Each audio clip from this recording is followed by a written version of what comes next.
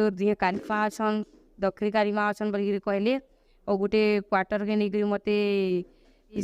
पूरा सब कले टच करके किस करके सब कले मते मुझे सहीना पानी मुई महिला दुष्कर्म करिछि ए भंड बाबा जनक ए महिला देह अनेक दिन धरी असुस्थ थिला केते मेडिकल करला सते भी ए महिला देह सुस्थ हेउनथिला निज सुस्थ हेबा पई महिला जनक बंड बाबा पाखु जाइथिले आउ से बाबा जनक सुस्थ करबा बहाना रे महिला दुष्कर्म करथिले। हां आज्ञा शुनिबाको अजब लागुथिले भी सत आपण मान टिक सुनि नियंतु पीड़िता महिला जनक कोन कहउछंती तोर दिए कालिफा अछन दक्षिणी कालिमा अछन बोल कहले और गोटे क्वार्टर के नहीं मते